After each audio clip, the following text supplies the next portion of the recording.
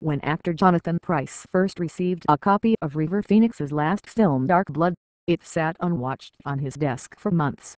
He worried about how he would feel reliving Phoenix's death, growing nostalgic about memorable dinners the two shared after long days of filming in Utah and recalling the shocking 5 a.m. phone call telling him the young actor had died. "It's very hard to comprehend for a while. It was a terribly sad time," said Pryce, who starred in the film alongside Phoenix and Judy Davis. Now, 20 years later, Dark Blood made its U.S. premiere at the Miami International Film Festival on Wednesday, a testament to the endurance of 80-year-old director George Sluizer, who almost died before the film was completed, and a tribute to Phoenix's timeless charisma. "It's uncertain whether the film will ever go to a general release," Sluizer said. "Negotiations are ongoing with the company that owns the movie."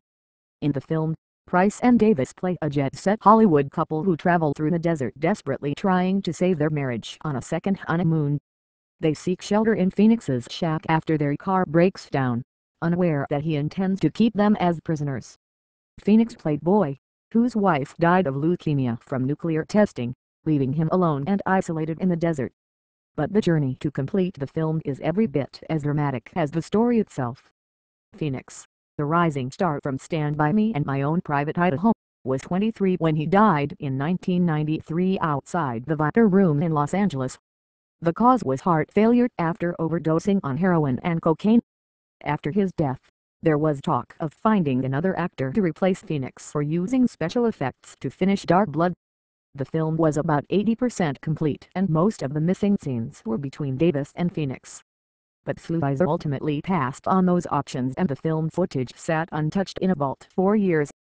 In 1999, the Dutch director learned the footage was going to be burned to make space for new material, so he quickly transported it to the Netherlands, where it sat for another decade. Sluizer was diagnosed with a heart arrhythmia in 2007 and the doctors basically condemned me. But the director recovered and felt compelled to finish Dark Blood before it was too late. He sorted through the material, uncovering missing and damaged reels and narrated the voiceovers himself to fill in missing pieces of the plot. He doesn't think it is now dated, calling it a story with themes that transcend time. When Sluizer first met Phoenix at a San Francisco hotel to discuss the film, he worried about how a hotshot heartthrob would handle working with an older director. But Phoenix was respectful and compassionate, abruptly running off to get an ailing Sluizer some headache medicine during their first meeting, and accompanying Sluizer on long hikes in Utah. Sluizer said he knew of Phoenix's history with substance abuse and checked in with the actor's mother to make sure he was okay before filming began. River was a gentle, respectful person.